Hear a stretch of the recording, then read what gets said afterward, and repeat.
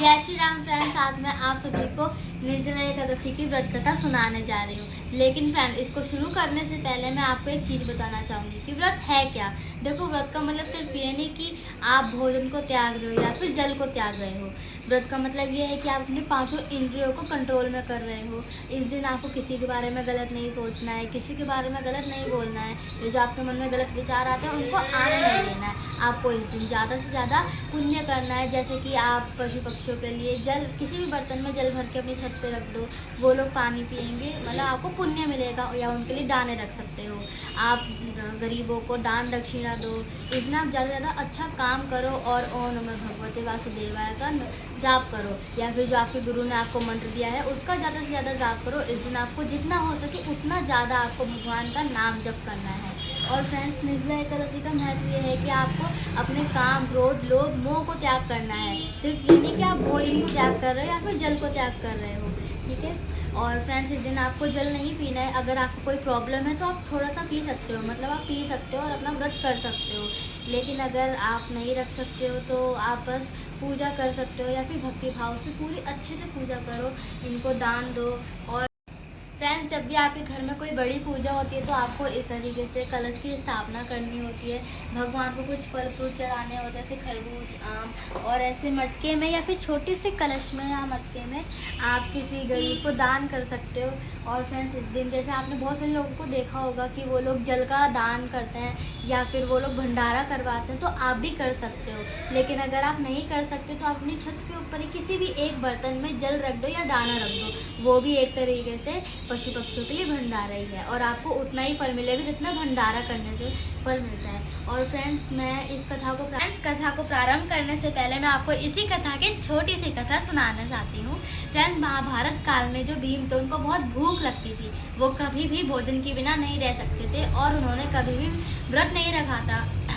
तो लेकिन ऐसा करना बहुत ज़रूरी था क्योंकि उनको स्वर्ग की प्राप्ति चाहिए थी। तब उन्होंने वेद व्यास जी से कहा कि प्रभु, मैं व्रत नहीं रख सकता लेकिन मुझे स्वर्ग की प्राप्ति करनी है, तो मैं क्या करूं। तब वेद व्यास जी ने उनसे कहा कि आप बस एक ही एकादशी का व्रत रखो, जिसको करने से आपको पूरे साल की 24 एकादशियों का व्रत का पुण्य मिलेगा, और इस व्रत का नाम है निर्जला एकादशी व्रत। तब भीम ने कहा ठीक है, इसमें क्या करना है। तब वेद व्यास जी ने कहा कि आपको इसमें भोजन के साथ साथ जल का भी त्याग करना है, जिससे आपके सारे पाप नष्ट होंगे और आपको स्वर्ग की प्राप्ति होगी। तब भीम ने भी वेद व्यास जी की बात सुनकर इस व्रत को रखा और उनको स्वर्ग की प्राप्ति हुई। फ्रेंड्स, आइए अब हम निर्जला एकादशी की व्रत कथा को प्रारंभ करते हैं। निर्जला एकादशी। श्री भीमसेन भीम बोले, हे पितामह, भ्राता युधिष्ठिर, माता कुंती, द्रौपदी, अर्जुन, नकुल और सहदेव आदि एकादशी को दान व व्रत करते हैं और मुझसे एकादशी के दिन अन्न खाने को मना करते हैं। मैं उनसे कहता हूँ कि हे भाई, मैं भक्ति पूर्वक भगवान की पूजा कर सकता हूँ, परंतु मैं एकादशी के दिन भूखा नहीं रह सकता। इस पर व्यास जी बोले, हे भीमसेन, यदि तुम नरक को बुरा और स्वर्ग को अच्छा समझते हो तो प्रत्येक माह की दोनों एकादशियों को अन्न न खाया करो। इस पर भीमसेन बोले, हे पितामह, मैं आपसे पहले भी कह चुका हूँ कि मैं एक दिन एक समय भी भोजन किए बिना नहीं रह सकता। फिर मेरे लिए पूरे दिन का उपवास करना कठिन है। यदि मैं प्रतिदिन करूं तो एक व्रत अवश्य कर सकता हूं, अतः आप मुझे कोई एक व्रत बतलाइए जिससे मुझे स्वर्ग की प्राप्ति हो।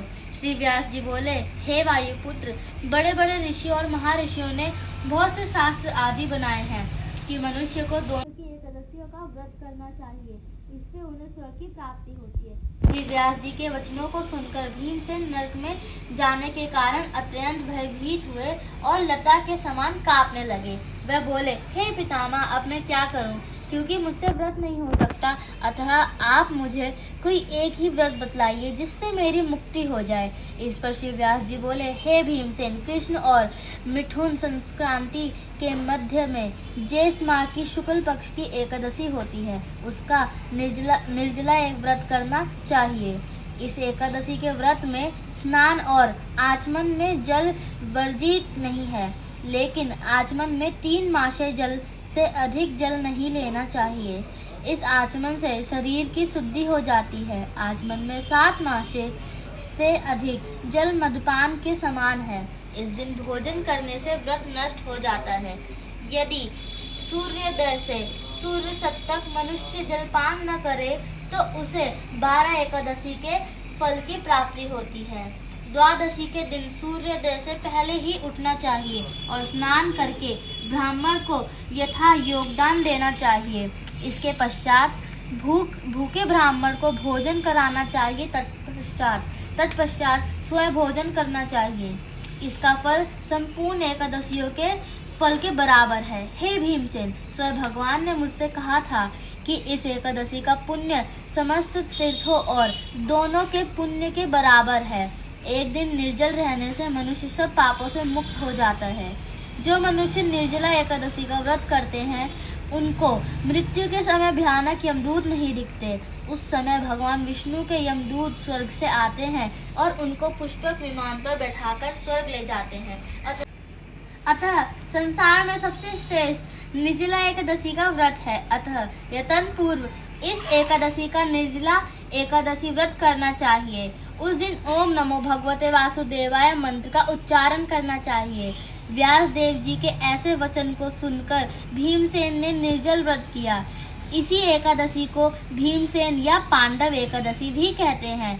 निर्जल व्रत करने से पहले भगवान की पूजा करनी चाहिए और उनसे विनय करनी चाहिए कि मैं दूसरे दिन भोजन करूंगा। मैं इस व्रत को श्रद्धा पूर्वक करूंगा, इससे मेरे सब पाप नष्ट हो जाएंगे। इस दिन एक बड़े वस्त्र से ढककर स्वर्ण सहित दान करना चाहिए। जो मनुष्य इस व्रत को 2 प्रहर में स्नान व तप आदि करके स्वर्ण का दान करते हैं उनको करोड़ फल स्वर्ण के दान का फल मिलता है। जो मनुष्य इस दिन यज्ञ होमादि करते हैं उसका फल वर्णन भी नहीं हो सकता। इस निर्जला एकादशी के व्रत से मनुष्य विष्णु लोक को जाता है। जो मनुष्य इस दिन अन्न खाते हैं उन्हें चंडाल समझना चाहिए। वे अंत में नरक में जाते हैं। हत्यारे, मद्यपान करने वाले, चोरी करने वाले, गुरु से द्वेष रखने वाले, असत्य बोलने वाले इस व्रत को करने से स्वर्ग को जाते हैं। हे कुंती पुत्र, जो पुरुष या स्त्री इस व्रत को श्रद्धा पूर्वक करते हैं उनका निम्नलिखित कर्तव्य है। उन्हें सर्वप्रथम विष्णु भगवान की पूजा करनी चाहिए। तत्पश्चात गौ का दान करना चाहिए। उस दिन ब्राह्मणों को दक्षिणा, मिष्ठान आदि देना चाहिए। निर्जला के दिन अन्न, वस्त्र, छत्र, अपना आदि का दान करना चाहिए। जो मनुष्य इस कथा को प्रेम पूर्वक सुनते व पढ़ते हैं उनको स्वर्ग की प्राप्ति होती है। आइए अब समझते हैं कथा का सार। भक्तों को चाहिए कि वह अपनी कमजोरियों को अपने गुरुजनों या परिवार के बड़े से ना छिपाए, उन पर विश्वास रखते हुए अपनी समस्या उन्हें बताए ताकि वह उसका कोई उचित उपाय बताए तथा बताए गए उपाय पर श्रद्धा और विश्वास पूर्वक अमल करना चाहिए। अपने पितामह व्यास जी की कृपा से भीमसेन भी एक एकादशी का व्रत करके सभी एकादशियों का फल प्राप्त करके स्वर्ग को भागी बने। तो फ्रेंड्स, ये थे निर्जला एकादशी की व्रत कथा। आपको ये कथा कैसी लगी मुझे कमेंट करके बताएं। जय श्री राम।